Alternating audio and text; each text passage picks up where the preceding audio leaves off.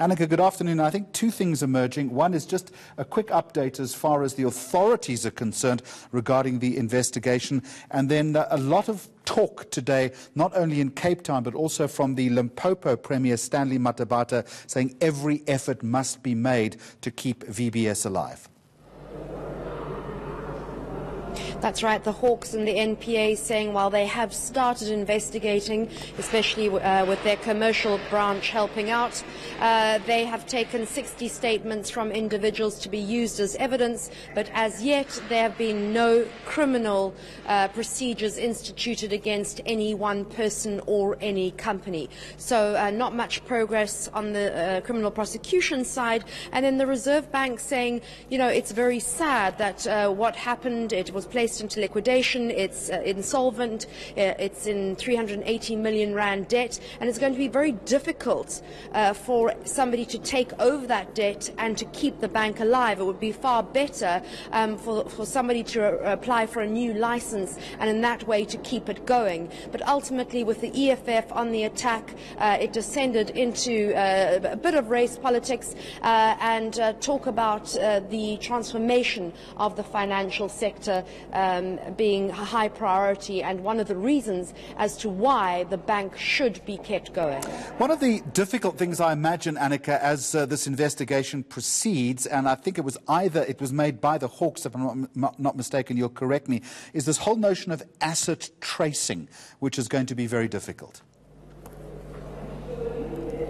That's right. Advocate Terry Matau was asked about the annexures linked to that report and said really it was up to the South African Reserve Bank to release those, but they are fundamental to the tracking of where those money flows are and exactly where all those assets are. You remember the photographs of the sort of the Bentleys and the Rolls Royces and the helicopters, etc., the private security teams by this bunch, a group of people who really were running, a group of 7 who were really running a Ponzi scheme and saying how difficult it's going to be to track those assets now.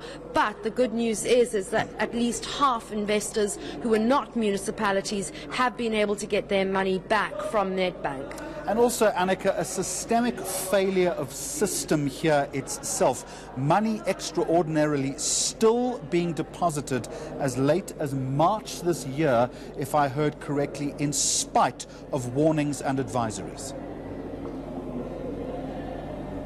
That's right, and one of the questions that came up again and again from MPs was this was highlighted, the fraud and theft, the main charges: fraud, theft, money laundering, racketeering, all organised crime under the Criminal Procedure Act. This was highlighted in 2016 and yet nothing was done about it, seemingly nothing. The Reserve Bank said that they did meet with municipalities, they did put in some sort of oversight, but it would certainly seem from MPs that not enough was done in order to stop the absolute collapse and looting of VBS Bank. But as the Deputy Governor of the Reserve Bank, Kuben Naidu, told the committee, there is no legislation in place in South Africa to stop banks from failing.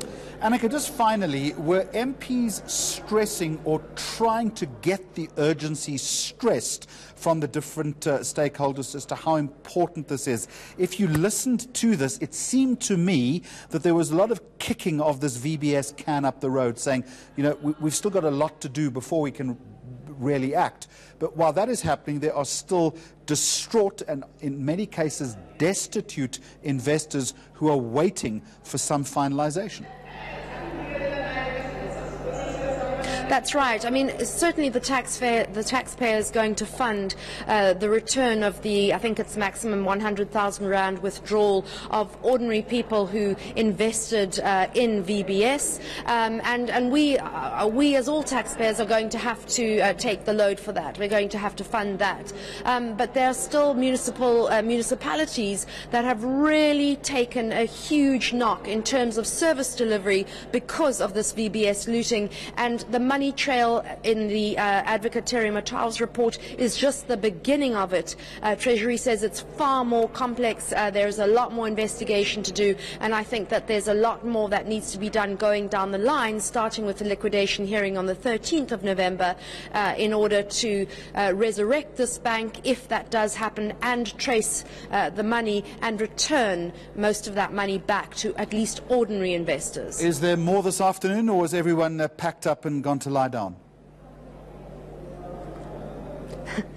Yes, we can all lie down. We all need to lie down.